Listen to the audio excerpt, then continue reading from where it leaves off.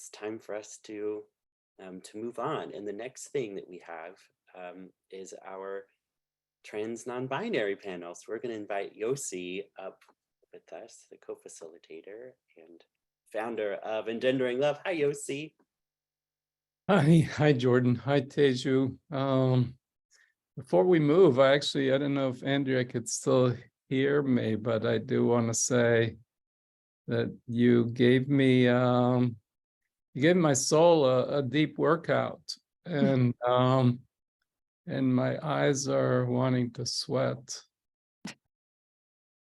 Thank you. Thank you. Thank you. Yeah, I just feel teary and moved. So that was a good workout, and that I love that sweat. Yeah, It cleanses the soul. it does. Yeah. Yeah, Andrew, just stay with us the rest of the day, okay? Just stay with us. This is for hours, just all. Yeah. So we put the link to the poem in the chat, so everyone can access that. All right, Andrew, we'll say ta-ta for now. Hope to see you again soon. Yeah. Thank you. Okay, let's move on. Teju, what's next? So Yosi, we've got this trans non-binary panel next, and I'm just curious, after having heard Andrea, and we've had the men's panel yesterday, we had the women's panel. Tell us about your thinking in creating this trans non-binary panel in this summit. Well, geez. Well, it seems like Andrea spoke so beautifully about what the world is facing in terms of the issue of gender. We looked at we did this poll, and 85% or more have pain around the issues of gender, and it's more and more young people who are wanting to be beyond the gender binary, and the trans rights and the transphobia and all of this are really real issues. And so we wanted to explore and heal the issues around gender. This seemed to be a crucial part of the conversation that we all needed to have. Yeah. I can talk for a long more time about it, but I'm not sure. I think we want to hear from our speakers soon. Yeah, absolutely. Let's actually let's move into the panel. This is our trans non-binary panel. I'm so excited for this. I've been waiting for this moment. So I guess let's jump in. I'll start out with the intros. First up is Ashlee Marie Preston. Hi, Ashlee. So glad you're here. Welcome back. Saw you yesterday. Had such a good time with you. How you doing today? I'm doing great. I'm doing even better because whatever energy whatever we just came in on the end of, the love and the clarity and the joy and peace and the hope is so palpable that I feel like I just walked. I don't know about. Yeah, I feel great. I'm absorbing whatever y'all put down. Oh my gosh, yeah. What an incredible way to start the day. Absolutely. Ashlee Marie, you're just a gem, and I would leave it at that, but I know some people weren't around yesterday, and some people actually might not know you. So I just want to introduce you a little bit this morning and then ask you a question before we move on to the next speaker. So Ashlee Marie is actually an incredible model for humanity, and you've been a master at amplifying a message for the world that's really inclusive. So thank you for that work. You actually say, as women, those of color, and LGBTQ people, we're often silenced while others speak as experts on our experience. No one can tell our stories better than we can. And you've done that. You've done that in your career. You've done that in your life. I follow you on social media. That's what you live. You're actually the first openly trans woman to become editor-in-chief of a national publication, the first openly trans person to run for state office in California. From going toe-to-toe with Caitlyn Jenner to speaking on countless people across your social platforms, you're not just an influencer, you are literally changing norms and shifting culture. So you can see more about Ashlee's bio on the website, but for the sake of jumping in and not losing the momentum of this beautiful energy, I wanted to ask you a question, Ashlee. Marie, what has been your journey around gender and sexuality, both internally and how you present to the world? My journey has been that, I don't know, I like to challenge the way that we think about gender altogether. I remember transitioning almost 20 years ago, and I remember that while other, trans sisters were, kind of trying to step into these, I guess, like, ways of experiencing womanhood that felt more conventional. I lean more into my alpha nature because I'm from a very matriarchal family. The women run the show in my family, from, rest in peace, my great grandmother to my grandmother. And so womanhood for me wasn't necessarily about shrinking myself or certain aspects of, leaning more into a docile or kind of passive role, but it was more about taking up space unapologetically. It was about healing, and there's a strong maternal sense that I have, but it's always been hard for me to really name that because I am who I am. That I don't think about, I think that gender is only a single facet of this beautiful gem of what it means to be a whole person. And so I wish I could answer that more streamlined, but it's like, I just don't I just don't think of gender, like, I really don't care. Like, which is like, so like, oh my God, because in the early stages of my life, I had to care because it was survival. I had to care because there were a lot of trans siblings that we lost to hate and violence. And I came through that time where you didn't disclose as much, or you didn't want people to know because it meant the threat of danger. We champion visibility today as a beautiful thing, and it is because we get to be possibility models and examples that you can still show up as your full self and thrive in life. And there's still this reality that visibility can also make you a target. And so yeah, like I'm really blessed. I think that there's a lot of privilege because I also recognize that in my early transition, I was less visibly trans than a lot of my peers. And so I think sometimes it is important to name that some of the violence that they'd experienced, not that it missed me or bypassed me, but it wasn't as extreme and intense as those who really had to grapple with dysphoria and things like that a lot more than probably I did.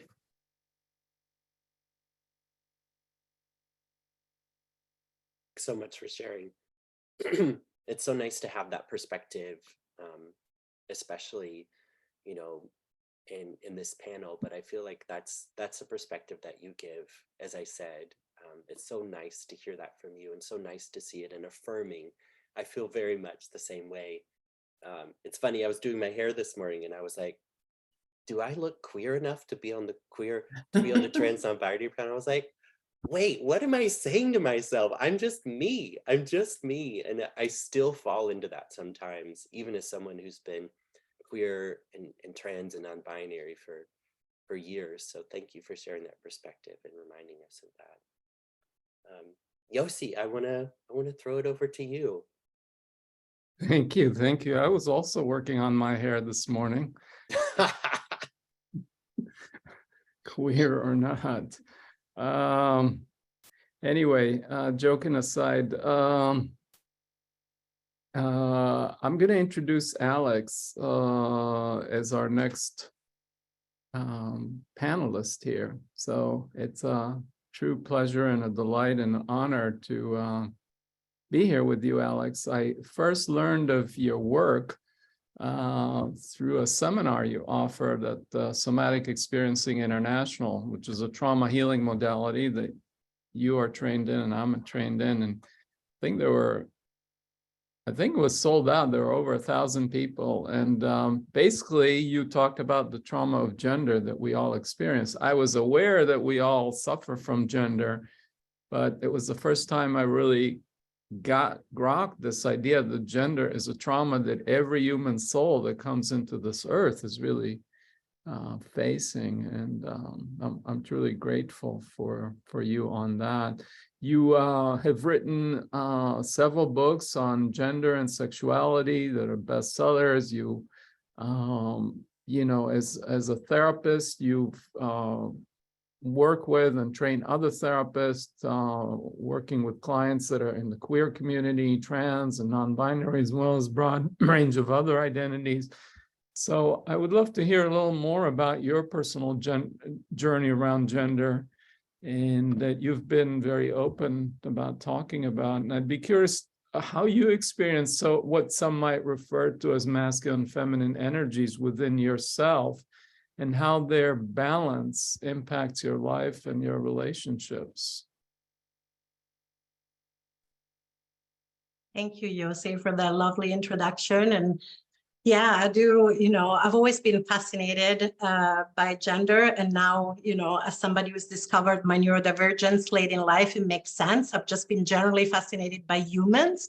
And this gender thing that looked very suspect to me from a pretty young age. You know, I remember being at the playground and, you know, there are photos of me at like 4, 5, 6 years old, and I looked like a little boy, you know, and people thought I was a little boy, and I would go along with it and I would be pretty happy with it, you know. And you asked about that masculine and feminine. There's a picture of me as a little child, and I have this cute like pink dress with strawberries, and I'm in like one of the slow cars in a carousel, but I'm sitting like I'm a dude.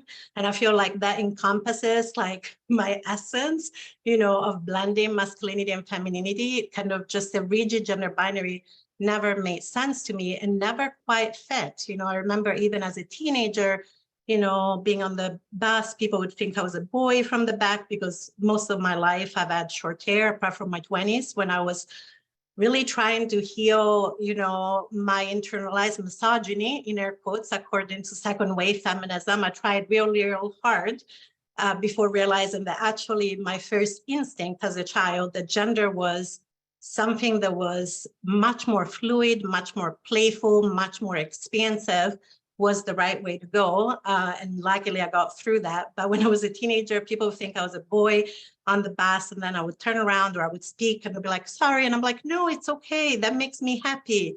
And it was a long time until I realized that not every teenage girl, in air quotes, because that's how I was identifying and seen at the time, would have been overjoyed to be mistaken, right? Again, in air quotes, for a boy. And so this gender thing was always pretty suspect for me. And when you ask about the masculine and feminine, I don't even know how to answer in a way, because for me, it's who I am, right? I have a pretty effeminate masculinity. I often, you know, to explain it to my mom in Italy, because she was like, I don't get it. You used to play with Barbies. You were really into musical theater. You were a theater kid. None of that screams like man to me. And I was like, well, first of all, because I'm not a man.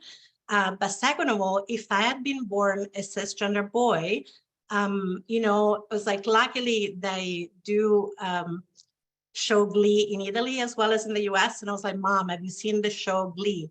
And she was like, yes. And I was like, if I'd been born a cisgender boy, I would not have been the footballer quarterback. I would have been like the super effeminate, like theater kid with like the feather boas around my neck, right? That is my type of masculinity, if we want to use that language. And of course we need to, because that's the language we have.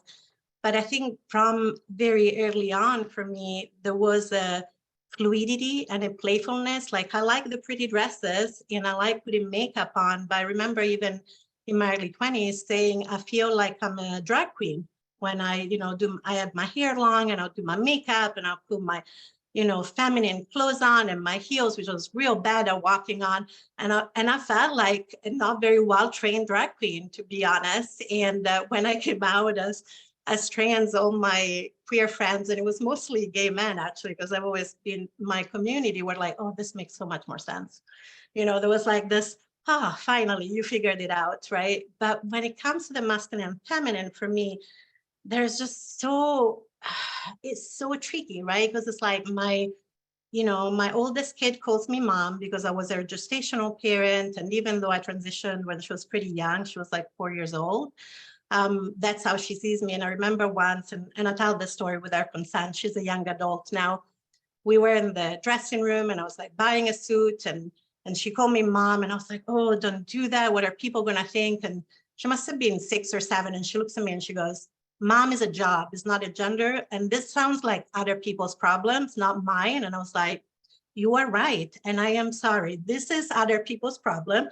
This is not your problem. And she was like, I don't get it. You're my mom and you're he or they. What's the problem? For her being brought up around queer and trans and gender expansive community, there was never any confusion, so to speak. Whereas when other people heard her call me mom, they would expect a certain pronoun or a certain behavior, right? And even in way of kind of behavior, I'm a family main breadwinner. I'm more of a dad than a mom, even though I was a gestational parent, but I also do have a mom relationship with my kids, and so it is tricky because I wouldn't even know if I had to separate the masculine and the feminine within me.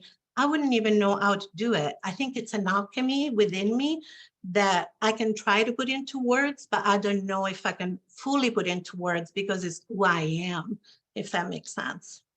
Yeah, I love it, the alchemy. And right now, I see this alchemy producing a lot of aliveness and delight. And so I just love the life force as it's showing up through you in this moment. Thank you. So I'll turn it back to you, Jordan, to. Thanks, Yosi. Thanks, Alex. Also, Alex, love your shirt. I was like playing Where's Waldo, finding the dino skulls. Love, love, love. Cool. All right, I want to invite Dilo into the room. Dilo is a queer and trans Tamil Sri Lankan American actor, writer, comic, and cultural worker. He works in all kinds of artistic mediums, and as you can see him in his own shows like Tati or Not Tati, and in TV shows like Looking, Transparent, Sense8. Most recently, Dilo was awarded the Artist Disruptor Fellowship through the Center for Cultural Performance and 50/50 by 2020, an initiative started by Joy Soloway. And he is also a senior civic media fellow through USC's Annenberg School of Innovation, funded by the MacArthur Foundation. Wow. And he is the creator of the Coming Out, Coming Home writing workshop series, which provides a transformative space for workshop participants to share their truth through public reading. Dilo, you are busy. How are you doing today? I'm doing good. I'm so happy. I mean, everybody is just so gorgeous and beautiful, and I got to catch a little bit of Andrea's before we had to go into tech, and I'm just very grateful to be here. Yeah, I feel the same way. Gosh, it's so nice. It's nice to be reminded that we're in a safe space, and also that we too bring our own beauty and our own love and our own energies, and other people are feeling that way too. It just feels like being at home. It feels like being with family in a weird way, Yes. because I don't know most of you, but I'm just, my heart feels that way, and that's a really great reminder too, though. I have a question, if you don't mind.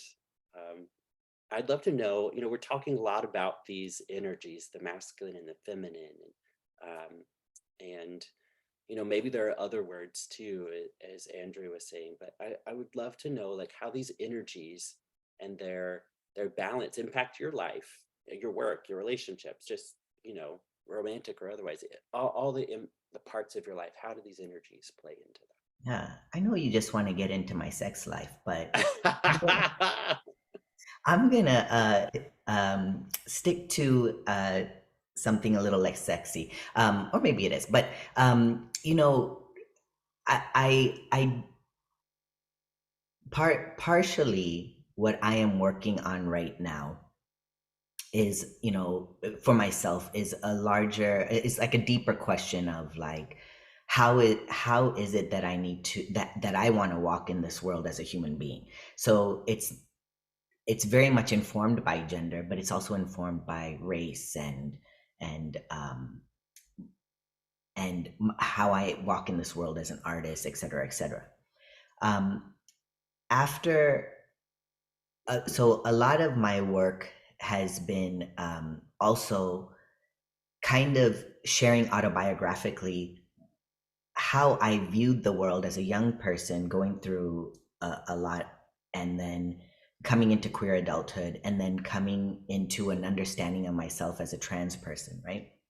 And I, I grew up in stud culture, which is for people who don't know, it's predominantly BIPOC,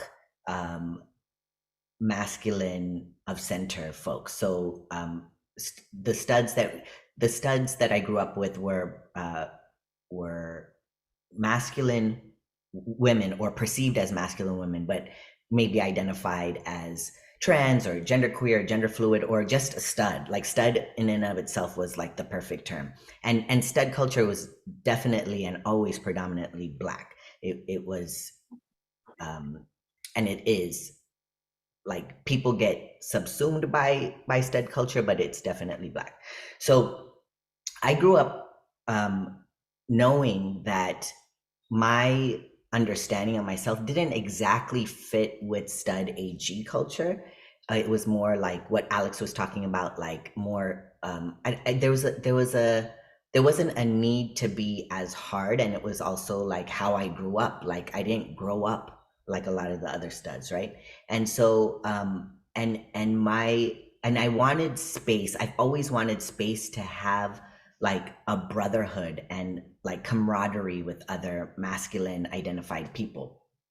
And I think that when I realized like that I was keeping up with the masculine Joneses, which was basically me acting as if my feelings didn't matter at some point, or that I couldn't emote with other people as freely, or I had to like isolate in order to have my feelings. I started really looking at that, and I also went through the same thing as Alex did, which was like battling whether or not I really fit. Like, if I'm such a feminist and the feminists are saying trans masculinity is not supposed to be there, like that being a butch or a stud or a masculine woman was the biggest fuck you to the patriarchy, and that we shouldn't want to be men, then why did I desire to be a trans masculine person, right? Or trans. And so all of this, I know that I'm talking about a lot, but like all of this kind of just really squeezed me into a box that just didn't feel like I could breathe. And you would think that in queerness, you have the room to be expansive, but keeping up with the masculine Joneses means like, you know, that patriarchy is in the ether. You know what I'm saying? It's just like something that you inhale, and then it's just like, you can't get out of it. Right now it's in the air. You know what I'm saying?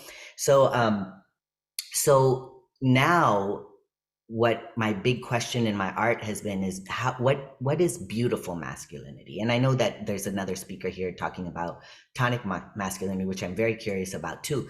But what is beautiful masculinity? And it's, I'm not saying that it has to be what is void of what people would understand as masculine, but that it incorporates much more, right? And for queer people as well. So saying all of this, my latest project is being that I know that I'm of a generation that I can say that I was socialized as female, even though I look like a dude, even though that everybody treated me like a dude, even from childhood, that there were certain expectations on my body and on my being that I'm informed by. And so I'm looking at right now why masculine people aren't seen as places of nurturing and of safety. And I bring this up because you're like, what's your experience of everything in between? But even being transmasculine, there's an unspoken expectation of me in masculine spaces to hold masculine grief. And that I might be somebody who masculine cis people can be close to and like open up to, because I'm not a woman, but I'm also not I'm trans enough to be trusted. I don't know if you could read between the lines on that one, but that sometimes trans people aren't seen as a threat because we're so far like from the privilege that we could be trusted, because our secrets or our lives are like just so like out there. I'm going off tangent here, but basically what I'm saying is I'm curious to dig into why we as masculine people cannot provide nurturing and support to other masculine peoples when in this world we always put that burden on femmes and women, trans women as well. So anyway, that's what I wanted to kind of say, and I have like lots of thoughts about that, but I'm gonna just kill it right here. Thanks for sharing that, Dilo. Trans enough to be trusted. Wow. Yeah. That's a lot. I know that's probably resonant to a lot of people in this panel, participants too. So thanks for sharing. I'm so glad you're here. Thanks for being Super a part of happy this. I'm here. Yeah. Okay, Yosi, throwing it back over to you. Okay, thank you. Before I introduce our next speaker, I just want to say, Dilo, I loved your question. What is beautiful masculine? And I think you can look at the video of your talk, of the recording, and we'll see an example of beautiful masculine that can also be nurturing and all the things you spoke of. So thank you for that. Anyway, take a breath here and switch here to Marshall. Marshall, thanks for joining us. And yeah, Marshall, you've been an academic and a professor of women's gender and sexuality studies at a respected academic institution such as Williams College, but you're also a poet and a filmmaker. And in his interdisciplinary scholar, someone who explores questions of Black sexual and gender agency and health and creativity and resilience, you have been published in numerous academic journals. And while your work is very scholarly and academic in nature, I'm sure it is also born out of your own gender journey around some of these issues and their intersection, namely gender, sexuality, and critical race theory.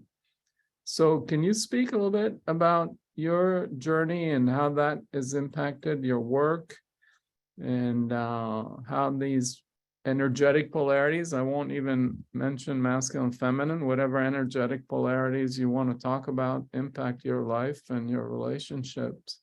Yeah, thank you. First of all, thank you for having me. It's really great to be here. It's really great to see everyone. Hey, Dilo, so good to see you, brother.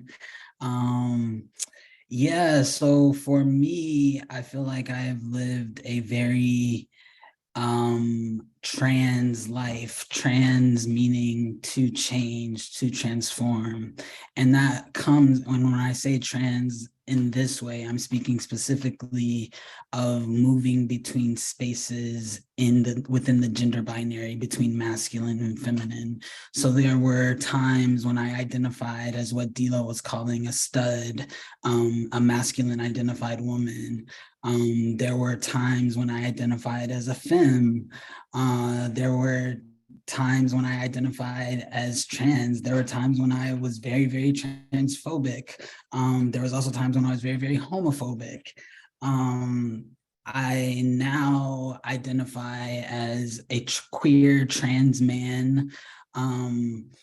I think I work with both of the energies of masculinity, femininity, and whatever else spirit, ancestors, the divine offers me to work with and model with. And I think that's a lot of what I do in the work that I do, both in my academic work, in my art, in my writing, and in the organizing work that I do, specifically right now in this moment with the Brown Boy Project, where we are piloting what Dilo is calling beautiful masculinity, we might call a liberatory masculinity. So what is a masculinity that doesn't rely on a hegemonic patriarchal order? What is a masculinity that doesn't require the devaluation of femininity in order for it to exist and thrive? So that's sort of, those have been sort of my sort of musings and queries on my own gender journey. It has been a lot of coming face to face with things I often feared the most. So I grew up in a very evangelical Christian Kojic household, and I really was a very homophobic kid. And so to then be faced with my own potential queerness was a very scary thing. So it required me then to change my relationship to what God is, who God is, what the divine can be, what the divine can hold, versus what I have been told about those things. Yeah, so I'll just leave it there. Thank you. Yeah, yeah. Beautiful. The problem, what is the divine? I think part of the tragic things is that so much misunderstanding is that we think God is a he. And I think God is so much more than that. I've written an essay about that. So anyway, I won't go there, but yeah, I love how, both you and Dilo are talking about this beautiful, healthy masculinity. And I've been searching for that as a cis man, and it seems like I have to come to this trans queer movement that deconstructs all the history for us to look at it in a fresh way to discover what healthy masculinity is. So that's what's coming to me right now. So thank you. Well, something you make me think about, Yosi, when you say that is,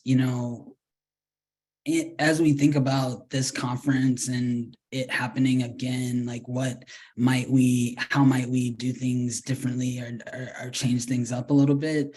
We have the men's panel, the women's panel, and then the trans and non-binary panel, but trans and non-binary people can be on every single one of those panels. And so what would that look like? Instead of being like, oh, I have to go to these trans and non-binary discussions to understand a different kind of masculinity, what would it mean to have different kinds of men, different kinds of women kind of shape those conversations as well? Yeah, thank you. Thank you for that. In fact, we discussed and went around that very issue quite a bit as we were thinking through this. So yeah, that very well may be the right thing to do in the future. So yeah, makes a lot of sense what you're saying. Thank you.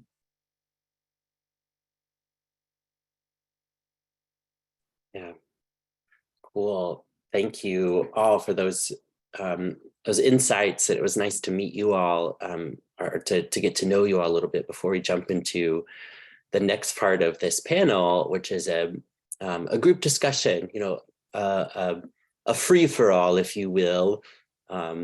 So I just invite everyone to share and to react and respond to what you've heard the others say. Maybe to kick us off, as we've talked about our own perspectives, as we're sharing our experience, our strength, and our hope, I wonder if there's anything that we might want to share, any insights that we have, especially to impart on those who are listening, the participants in the panel today.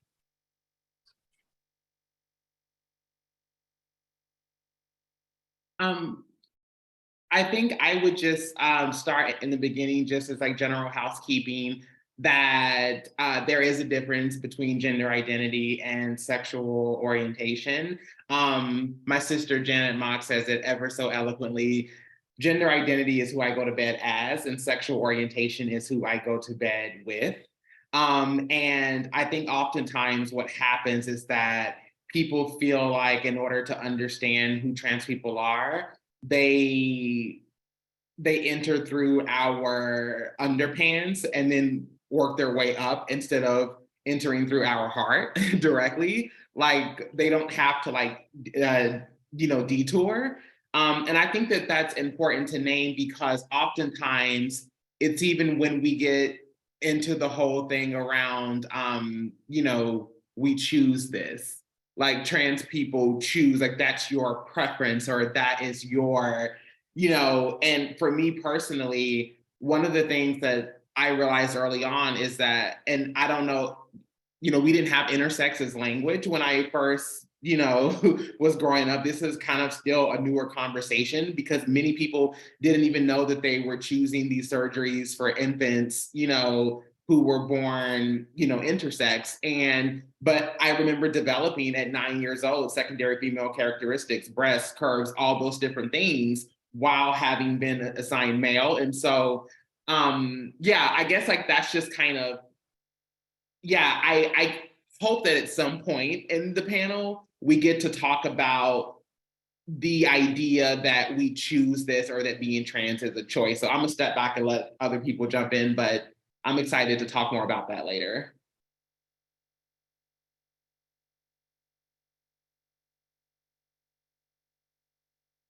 Yeah, absolutely. I had a very recent experience, Ashlee Marie, where I'm on the market, I'm dating, and it's always annoying, to say the least. I mean, we have a good time, right? But I just kind of want to fast forward past this part. So, I was explaining to on this date that I'm queer, trans, non-binary, and they were like, whoa, wait a second, can we start at the very beginning? And immediately went to this question like, well, do you have a penis? And I was like, all right, this date is not lasting very long, first of all, but it is just like this. I can't, I mean, maybe everybody's not there, but I just can't believe in that we're still asking those questions. I go back to that, Katie Couric interview. Like I was like, okay, well, that was the end of that. We won't ask that question anymore, but here we are still asking that. So thanks for that reminder. And it is still important to talk about, because my dating life is of the utmost importance. So thank you for that reminder. I just wanted to respond to this idea around choice, because I think I might have a little bit of a different opinion than a lot of queer and trans folk. And that is, I do think it is a choice to love who you want to love, to embody your body in the way that you want to embody it. I think there are like obviously obstacles to being able to like, if you are a trans person who wants to biologically transition, there can be medical obstacles and things like that, financial obstacles. But I think you do make a choice, and what I don't think there's anything wrong with that. Like I often feel like people will say, it's not a choice, I was born this way. Okay, yes, but it also sounds like you're saying, if I had a choice, I wouldn't choose this. And the truth of the matter is, if I had to come back here, I would still choose to be a Black trans man and come into the world the same way that I came into the world this time. And that is not the case for every single person. And this is why you have to get to know trans people, because we are all different and we all have different stories and understandings of our gender journeys, right? But for me, it is absolutely a choice. And to me, what's important is that it's a choice that you will respect. Why? Because I said so. And that's it.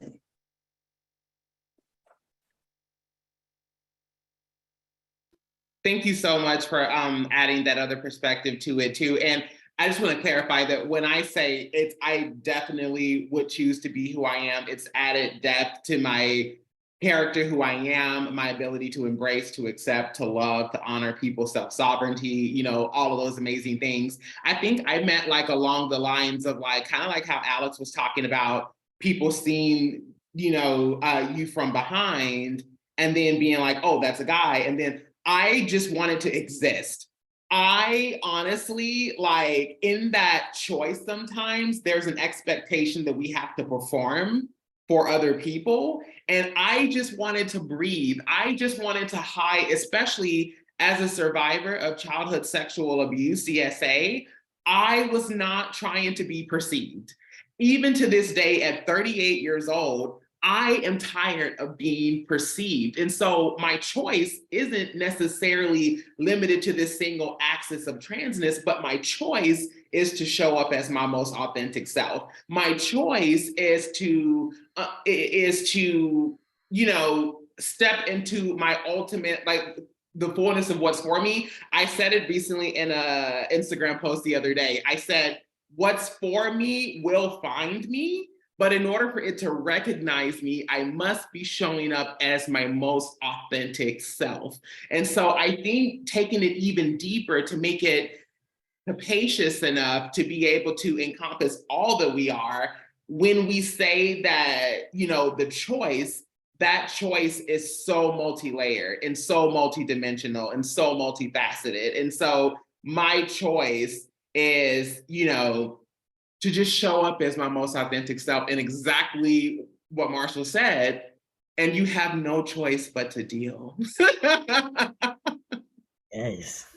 I wanted to just tag on to that too, just to highlight something, is that I feel like just in the same way that Marshall was talking about being transphobic, and you know, we always have our internalized stuff, everybody does, but then we also, I think that for trans people, it's like there's messaging around so much that is anti-trans, anti-queer, that the internalized stuff is just very pronounced and loud, right? And no matter how no matter how we walk and travel in this world, there's always that little thing, like even when we're feeling at the highest high, that might be where we feel it like the littlest, but like it's there, it's lurking. And just recently, meaning like in the past, I would say like in the past 8 to 10 years, we have seen people, and especially in the pandemic, with people like being able to sit down and like observe and not even observe, self-reflect, like having a little bit of time to self-reflect. We're seeing more and more people coming out as non-binary, people who are in what you would perceive to be a cisnormative relationship, but more and more people identifying as non-binary and trans. And it is, I think that it is that people are like, this gender is, these gender roles, these gender boxes are so bogus. They've never been able to, the way that I've had to make myself small in order to fit this thing, I am ready now. There's like, you know, we had all sorts of reckonings, racial reckonings, gender reckonings, a whole bunch of shit happened in the pandemic. And I feel like what's so great is that, you know, like in some ways I'm like, oh no, I don't want you to be trans, but because maybe their politics don't match mine, but that's my personal opinion. But like sometimes I'm like, oh, I really enjoy that everybody is being non-binary and like being fluid in their understanding of self, and like really experimenting what that really looks like for them, because that's the freedom we can offer one another, is to just as Ashley Marie said so beautifully, like she just wanted to fucking exist, you know? And so I feel like I think that now we're allowing each other to exist in a way that we haven't been. Alex, I see you nodding a lot. Would love to hear what's going on for you. I'm just resonating with so much of what's being said. My brain is going in 500 different directions, but let's see if I can focus in a direction that makes sense. You know, I'll start from what Gila was saying about more people coming out as trans, as non-binary. I think it is pushing back against this trauma of a rigid gender binary. And I think it is not just a cultural trauma, but I think it's a historical trauma. You know, it's part of the ongoing settler colonial project. It's part of Christian supremacy. It's part of white supremacy, right?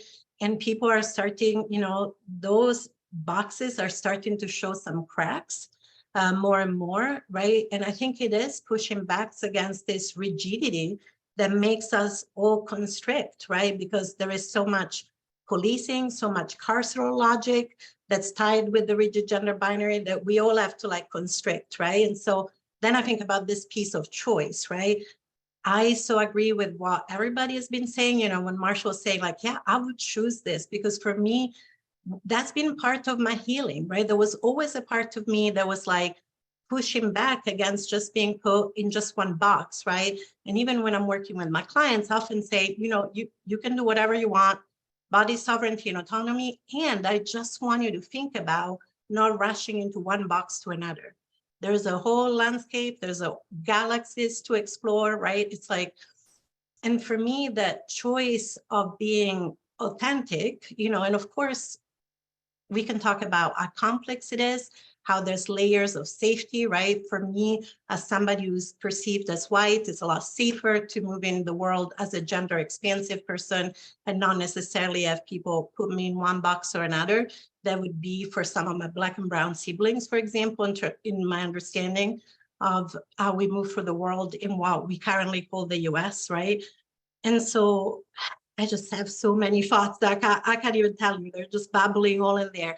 But there's something about that when we are authentic, when we can be ourselves, it's healing not just ourselves, right? But it's also healing culturally, healing socially. It is pushing back against all these different forces, let's call them, of settler colonialism, of white supremacy, of Christian supremacy, that want us to stay small, want us to stay quiet, and capitalism, let's not forget that one, want us to fall in line and want us to be less than who we are, you know. And in a way, I think that if there is anything that I want people to take away is, as trans and non-binary people, sometimes we have to think about our gender more because of how we are perceived, which is exhausting. You know, to be completely honest. But what would happen if everybody thought about their gender more? If everybody kind of really, or didn't need to think about it at all, actually, in an ideal world, because we could just exist and be. And if there was anything to do with gender, it would be more around curiosity. Oh, your experience is different than mine. I wonder how you're experiencing this, right? But people are so keen to put us in those tight boxes and to make their own meaning, right?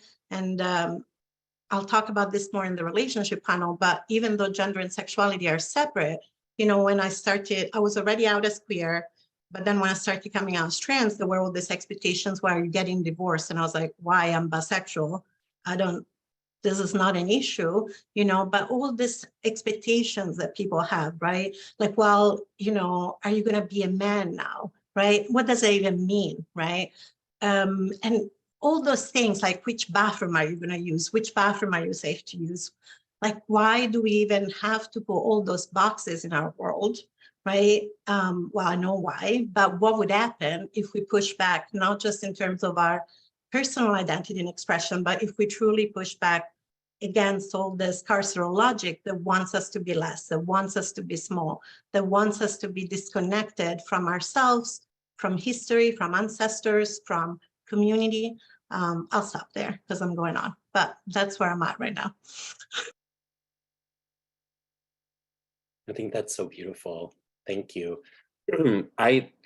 it brought up something for me, and that is, and I don't know where I first heard this. I can't claim ownership or credit for this saying, but I do often say it, and that is that the great work of my childhood was to construct a version of myself that was pleasing to other people. And now that I'm settling into my authenticity, the great work of my adulthood is to unpick those parts which I find most authentic. It's funny, again, you know, I'm going to talk about my dating life a lot, I suppose, but I was on a date the other day, and this is a couple of months ago, and my hair was down to the middle of my back. I recently got it cut, and I was wearing a skirt and 6-inch heels, and I had a full face of makeup on, but I still had a mustache, no beard. Anyway, I'm walking into the bathroom, and the one was occupied, so I went into the one that was labeled men's, and a person behind me just down the hall was like, excuse me, and they said, you're going into the, and I turned around, and they see me with this mustache, and they were like, oh, I'm so sorry, and then just walked away. Like, it was just too much to stay there and like confront the situation.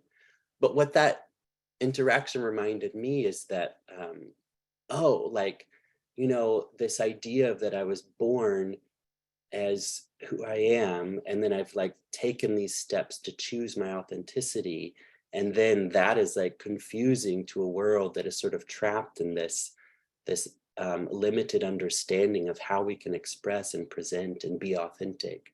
And I was just so grateful for that for me. And I wonder how that resonates with all of you. Like, what is the joy in being yourselves, and how has that manifested in your life as you have started to rest in your own authenticity?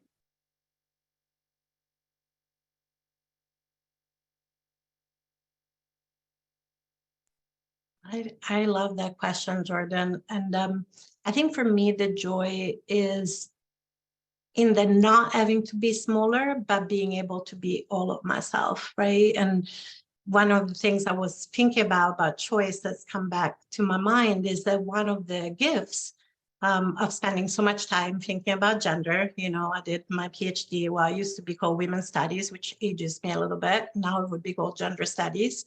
You know, I'm in my 50s, but I get to choose as much as I can within the confine of the world we live in, what I want to honor and what no longer serves me. And what I mean by that is, for example, you know, being brought up Italian in Italy, not in the US, you know, my idea of masculinity is different than people that have been brought up in the US, for example. And there are things that I love, like Italian men, like are fashionable. They're not afraid to wear pink. They're not afraid to carry like what, you know, white Americans would call purses and that kind of thing. And I love that. And I want to honor that about my cultural heritage. At the same time, there is also some toxic masculinity in Italy and some problems and things that I don't want to take on, right? And so for me, there is a joy in being able to pick and choose what I want to honor of myself, my culture, my community,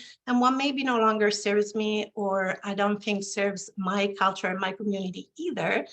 And I think that we could all have that choice if we wanted to, right? But we often feel like we have to be put into this box and kind of follow a certain script, right?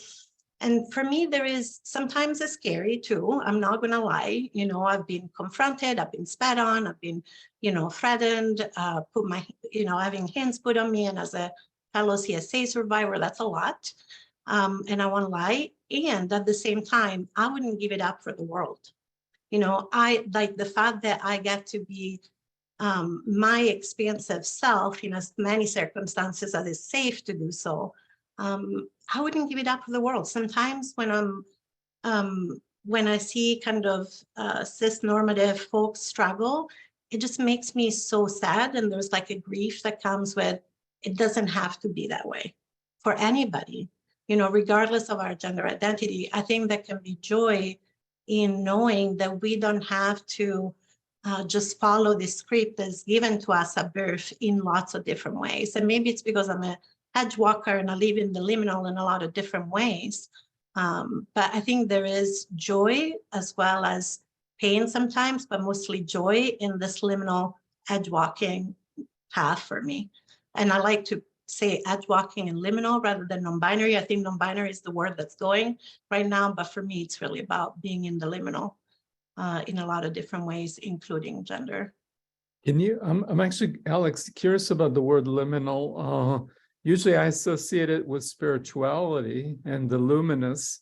And it seems like if I'm reading between the lines, all of you, spirituality has been a key part of this. And it's almost like, you know, soul's liberation. It's a spiritual liberation. So can you speak a little bit about the intersection between spirituality and gender and sexuality and how those things relate or don't relate for you? Yeah, I'll be brief because I don't want to hog space, but for me, it is spiritual. You know, there's been a lot of healing about belonging as well with my ancestors, you know, that maybe my immediate, you know, now ancestors like my grandma and my great aunts didn't understand me, but with them, but I know that their ancestors farther out in my lineage who are whole in terms of their gender and sexuality and who I do belong to. And for me, when I talk about the liminal, it's about walking in between. So, sorry, my mouth is getting dry. Whether it's walking in between the masculine and feminine, whether it's walking in between, you know, the pool of being assimilated into whiteness and keep honoring my identity, language, and culture, whether it's the liminal of being disabled, not always visibly so, but also the liminal in terms of being in this world and also being connected to spirit all the time, you know. And I guess for want of a better word, in English, I would be a pagan, but one of the identities I love that comes from my area where I come from in Southern Italy is femminelli, which is a word that's hard to explain, but it's like really, it's mostly used for people who are assigned male at birth and present more as feminine. But again, I guess the closest would be what Native folks here in the US call two-spirit, would be the equivalent, femminelli. And there is something about the connection, the constant connection to spirit, and that blend of what we call masculine and feminine is a connection to spirit. It's not just, you know, about a prefrontal cortex understanding and critique of gender from a queer perspective. It's really about a felt sense of connection to kinship and divinity and spirit. That's the best way I can put it into words in this moment. It's kind of hard to put into words, and maybe fellow panelists have their own experience with their connection with gender and spirit, but there's definitely something for me there that's about being a bridge. You know, I remember when I was young and I was still a Catholic and I wanted to be a nun, I wanted to be a bridge that connected people to God's love, because that was the language I had, right, with wanting to be a nun. And now I recognize that was that calling of building bridges, being a bridge, and Edgewalker often are called to be that bridge for people, that connector for people. And we need, I think, those connectors more than ever.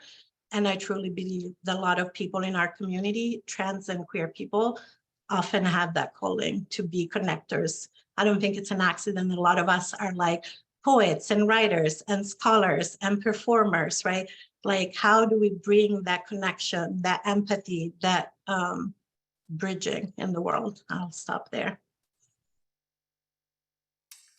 Thank you, Alex. I'm going to piggyback off of that just really briefly.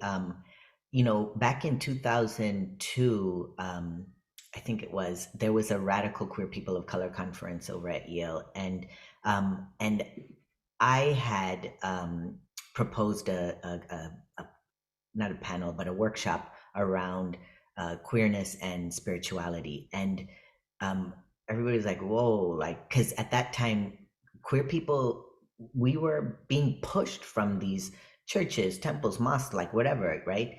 And I was just like, but I feel for some reason that a lot of us don't talk about because our religious backgrounds or our spiritual backgrounds, because we're shamed, because we've oftentimes seen those places as being so toxic, and there's another word that's worse than toxic that is not coming, destructive to queer people. And so there was almost like a coming out that people had to do in this conference, being a radical political queer people of color conference, because they were, well, let me just put it this way. That workshop was the highest attended workshop out of all of them. It was almost felt like this beautiful round table of like multi-denominational, multi-religions, like just all the different spiritualities, but people who had trained, were priests, were elders, were already like doing all of this important work in their spiritual communities. And it is just a testament, that the number was just a testament to the fact that when you push queer people away from the table, you're doing a disservice to the larger humanity. And that we're the people who do belong at the table, and we're the people that people need to be listening to, because our lenses are skewed to so much more, right? Skewed is not the word, but you know what I'm saying. I'm not finding my words today, but that's okay. And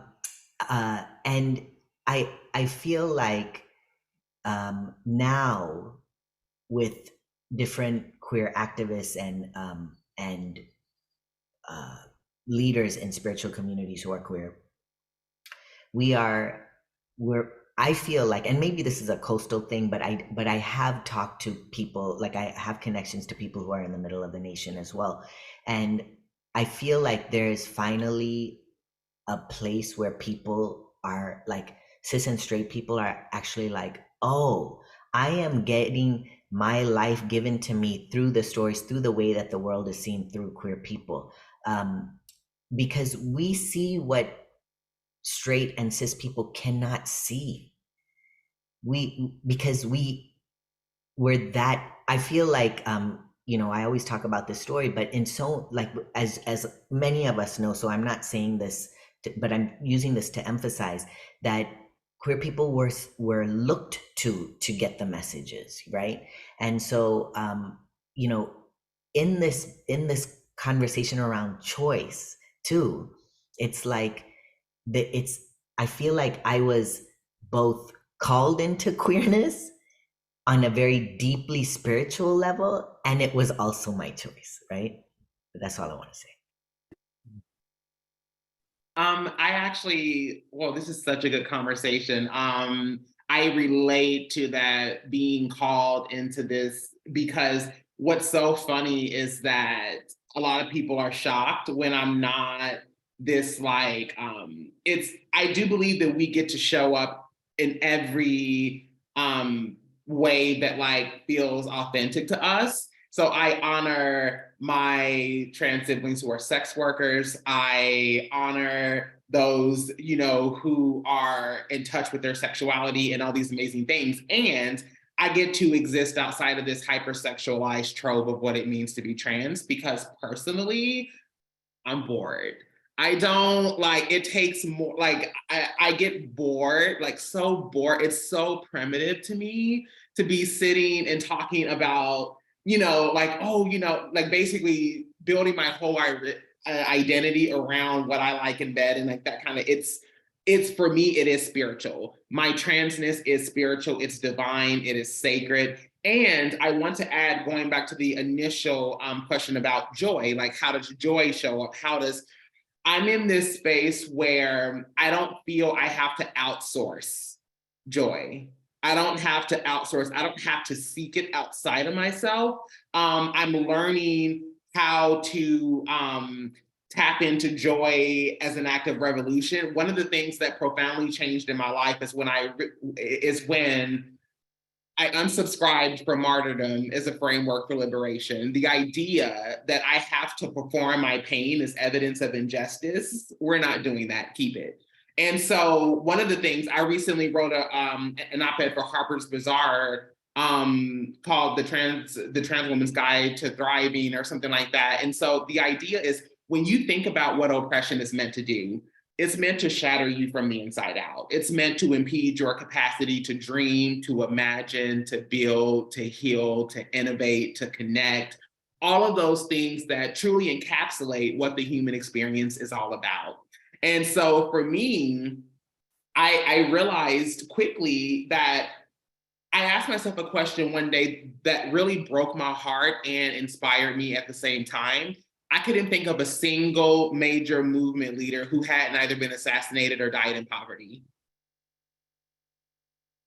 And a lot of it is because there's this idea that long suffering is going to somehow,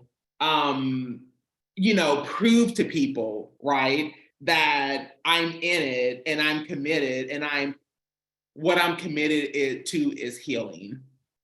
And what I'm committed to, more importantly, is, we're seeing two different things right now. We're telling young people and youth to be themselves and to, take up space and to do all of this. But why in the hell would I do that if every time I log on to Instagram, I'm witnessing violence against Black bodies? If every time I log on to Instagram or TikTok, I'm hearing about trans violence and murders and things like that. And so personally for me, and then I'll wrap it up and then toss it over to Marshall. Personally, I at a young age realized that Black pain was a macronutrient that strengthens the ligaments of white supremacy. And the same can be said of trans pain and cis supremacy and the ways in which people like to consume that shit. Trauma porn is not allyship. I actually wrote an op-ed entitled that exactly for Marie Claire, for those who want to check it out. Trauma porn, consuming trauma porn is not allyship. And so in that joy, I get to practice self-sovereignty. I get to understand and realize that liberation is not this far off destination, but liberation is in every second, minute, hour, day, week that I take back and reclaim for myself. And I don't, just understanding that trans and non-binary people don't owe anyone anything. Sometimes not even our own community in a certain sense, because there's this idea and expectation even sometimes that just because you're a public figure and you happen to be trans or non-binary, now that's my calling personally to show up in that way, but we shouldn't just automatically place that expectation. I always say to people, expectations are resentments in embryo. When we hoist our expectations and, and like what people should do and what I should do is live in my most authentic sense of self. And if that happens to overlap with the liberation of others and the healing of others, which it typically does for those who are working through healing, then that's what it is. But I'll go ahead and pass it. Thank you so much for that, Ashlee. I think you sort of center right where I would center, which is for me that Black trans love, Black love is all centered in our healing, our healing of ourselves, so that we can be in better community and communion with one another. If we are able to heal ourselves, then we are going to be able to be in better community and relation with one another. When it comes to spirituality, I think there is a very big relationship between transness and spirituality. One, if I think like historically, when I think about Native folks and two-spirit communities and how people were sort of seen and heralded as the like griots of the community, people who trans folks were the people who would have visions and sort of predict the future. We were the Octavia Butlers. We are the Octavia Butlers. And so I think there's something to transness that is similar or akin to what Du Bois would call double consciousness, or what Gloria Anzaldúa might call mestiza consciousness, which is this idea of second sight, an understanding of a world other than your own, which in another sense is empathy. And I think that is about emotional intelligence. And I think that trans people tend to be, and I don't want to make assumptions, but there is something that makes trans people supple for an empathetic disposition toward life because of the way we come here over and over again and have to sort of do things over and over again and differently. The other thing I wanted to say when it comes to spirituality is to talk specifically about Black queer elders who I've interviewed who came of age in the 80s and 90s in Los Angeles and who had to do everything to keep themselves alive. And that meant spiritually, that meant creating churches like Unity Fellowship Church, which was created by Archbishop Carl Bean, who people don't know, but identified as trans, and so is a transcestor to me. And so one thing Carl Bean talked about was what it meant to be a bridge person. And so what does it mean to hold that space between communities, between people, between places, right? It's a beautiful positioning. It's a beautiful thing, to be given that honor to hold space. And at the same time, what happens when you need to cross that bridge, right? How are we producing structures so we don't have to lay our own bodies out as the sacrifice, a living sacrifice, right? Yeah, so I'll stop there.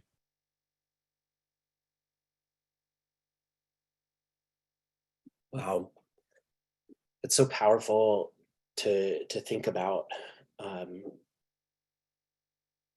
I wonder too. What this brings up for me is that obviously I don't have a parallel experience holistically, but my transness, or my ness, as my good friend calls it, is such that it's confusing to others. And I spent so much of my life trying to convince and convert other people. And I'm curious to know, I mean, I literally was fighting, every day, a billion battles as one person, and it turned me into someone that I really didn't enjoy being.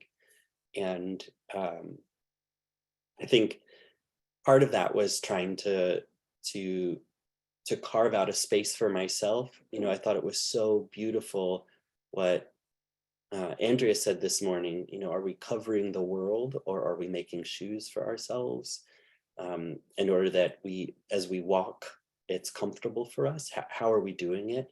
And I certainly was trying to cover the world, change everyone and everything else in order that we might be able to show up more holistically, more authentically.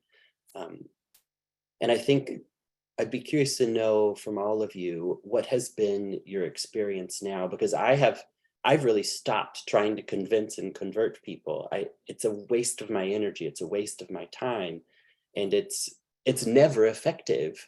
What it does do to me is it makes me irritable. It steals my joy. It makes me start to exercise hatred. And none of those things I'm interested in. But when I just show up to a space with a mutual desire to meet other people's needs, when I couch everything that I express in my own feelings and in my own needs, I'm going to ask myself, what's going to bring me joy? What's going to bring me suffering? All of these questions are internal, they're intrinsic, they're about me. So my question, I think, to you all is, what's been the experience in this journey, or this battle, this fight for you, and how do you sustain in a world that wants to strip us, to deny us, to erase us? Are you finding yourself trying to convince or convert, or have you, and of course there's places for that, I'm curious to know about those too, but holistically, have you moved more into a space that looks different than that? as it relates to your identity? I think like I had a visceral reaction to that question, so I will start out. I talked about this recently in an interview with LATV, and I came to this realization some time ago. I am not trying to win everybody over. I am probably one of the few, because I hear people saying it's about acceptance, acceptance, acceptance, acceptance. Honey, I am 38 years old, way past high school. I'm not going to win prom queen. I don't need people to accept me. I don't care what bathroom you think I should be using and which one you don't think I should be using. I don't care whether you think I'm a woman or not. I don't that's I've already done the work on the inside to be firm and secure in my understanding of self. So, as the elderly folks would say, go play with one of your little friends. I'm not in that conversation. What I will say is I care about systems. What I care about is the individuals who don't think that I have a right to exist holding keys to the storehouses that contain all of the resources that set us up to thrive. That is where my focus is. And so specifically for me, it's about equity. It's specifically I'm a legacy member within the Nexus Impact Society. I'm also a part of the Impact Guild. I'm constantly talking to venture capitalists and investors and all these different folks, these wealthy families who have land and resources. Okay, so do you have a plan in your will for that? Give us the resources. We don't need handouts. That's not what we're asking for. We're not asking to be saved. We're asking for the resources so that we can save ourselves. And so I think that there has to be much within the Black experience, we've had many frameworks for what it can look like when we support Black businesses, when we, go back since we weren't there to get the same benefits that folks got during the Homestead Act, in US history when families got 260 acres of land to start out. We didn't get that. But when I think of reparations, whether it's, in the Black, POC, the trans, I think that there's a way that we can be that and afford that to ourselves. I'm not waiting for people to come around, and yeah, so that's my answer. I think personally, money talks, bullshit walks. I'm at that phase of the program where it's I really don't need you to accept me. I really don't need you to believe. What I need is for us to have socioeconomic power and influence, so that, and then understanding also that there's an alignment of values, because as we quickly saw, not to get too political, but in a previous presidency, we saw that there were people who looked like some of us. And whether it was Black or trans, and they looked like us, but they didn't have the same core beliefs, you know what I mean? And so it can't just be about identity, which is why for me, it's important to build a larger coalition. I believe cross-cultural solidarity is the only thing that'll yield dignity, safety, and access for all of us. So it's why it's important to be in spaces with cis folks and white folks, and, and not to say that they're saving us at all, or that but we have to think together, because one of the reasons why we see some of these more drastic laws taking place, and then it's not just impacting trans folks, but reproductive rights, which still affects trans folks, by the way, all of these different things, it's because we're witnessing more white people betray white supremacy. And it is my favorite jam. It's my favorite show right now, is watching people unsubscribe and, and step away from it. And I literally feel that, yeah, if you're somebody who's listening, who has a little bit more privilege and a little bit more resource and a little bit more, the thing that I would say is the best way to be an ally, or an accomplice rather, is to put something on it. Invest in it, invest in trans folks, invest in Black, Brown, Indigenous, BIPOC, invest in us. Because again, we're not asking people to save us, which is my lastly, I promise, and then I'm gonna get off the mic.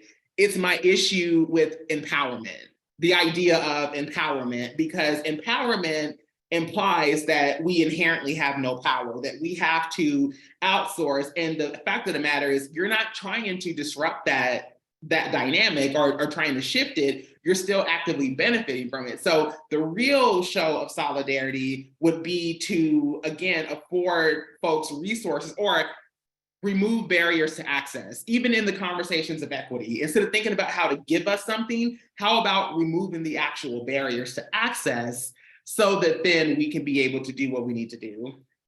And I yield.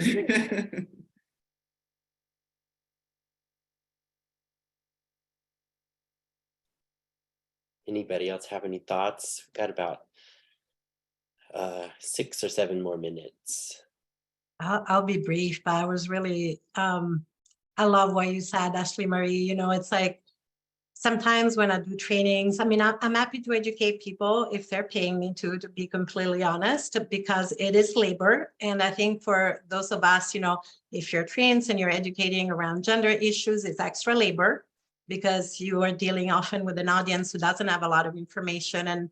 And part of my healing has also been to be able to recognize labor as labor when I'm doing it. You know, really recognize that I have every right as much as everybody else to have my needs met and to feel supported, but also to take up space. You know, one of the ways in which I'm taking up space, for example, is like, you know, I've always volunteered a lot and I've always questioned, you know, but usually like volunteering, like helping out, right? It hasn't been until more recently that I recognized I had so much experience that I wasn't bringing to the table. So for example, at the moment, I'm the president of the Minnesota Association of Marriage and Family Therapy. And as far as I know, I don't think there's been an out trans person who has been the board president of a family therapy association, which traditionally is one of the most conservative field in mental health, you know, and I was so doubting myself. And then when I looked up, I was like, hang on, there are all these people who are younger than me, who have less nonprofit experience than I do, less community organizing experience than I do, who are cis white men, and they're not thinking twice about putting themselves forward for leadership. So why am I thinking about it 5 times? It's time to stop thinking about it. It's time to just put myself out there and let members vote, you know, but not be afraid to put myself out there, not being afraid to take up the space and to serve in a different way, right? Because it's still service, but it's a service that recognizes where I'm at in my life and my experience, you know, that put to service to the profession. And so, and when people, you know, they're educating people, sometimes I'm still tempted on social media, you know, and then I'm like, don't feed the trolls. If somebody's genuine, I will engage with them any day of the week, but I'm not going to give my energy to people who are never going to think otherwise. The last thing I'll say is I was doing a training for nurses a few years ago, and one person asked, what do you do with people who have been educated, who have been told the things, and they still don't do it? And I was like, well, I honestly tell them, I don't care about your personal belief. You have some ethical standards to live up to as an healthcare professional. And all I'm asking you to do is to live up to your professional standards and to your professional ethics. I don't want any more than that, and I don't want any less than that. You can believe whatever you want in your house, but if you're going to be a licensed healthcare professional and part of your ethics has to treat everybody with dignity and respect, it's not about acceptance, it's about not dehumanizing people, then I expect you not to dehumanize people. And if you use the wrong pronouns or you disrespect people because of the way they're gendered and racialized or both, you are not living up to your ethics, and that needs to be a problem. And it needs to be made a problem in the profession so that nobody feels free to show their bigotry when they made a promise to serve all communities and all people. Does that make sense? So that's kind of where I'm at with that at the moment.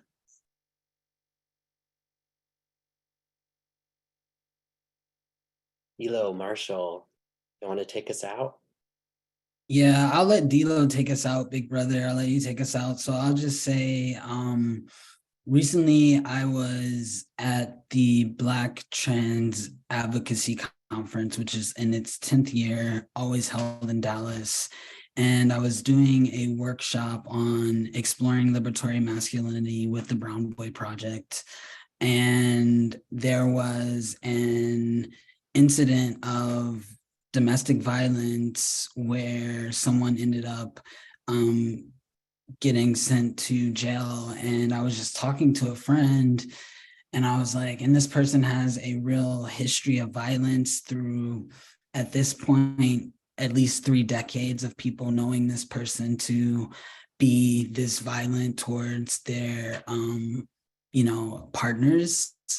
And so I was like, we're doing this liberatory masculinity platform, trying to give an offering of another way to be in a masculine identity, right? But what does it mean that the people who need to be there maybe aren't going to show up for something like this because they're just not there, they're not ready to hear that. So sometimes I said to my friend, I feel like I'm preaching to the choir.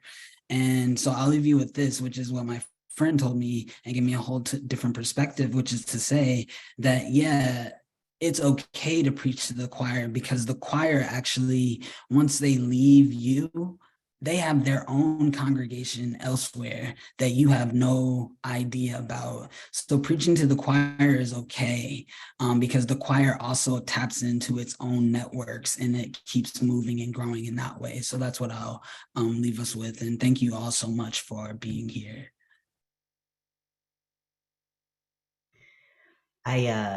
With the 1 minute left, I am just going to say thank you to all the other speakers on this panel for just being amazing and brilliant people. And I just, because this is my last minute to say so, I think that what I have been battling as a trans person who's also an artist and who has made my life work be nothing else but creativity and giving creative ways of looking at the world to other queer and trans people.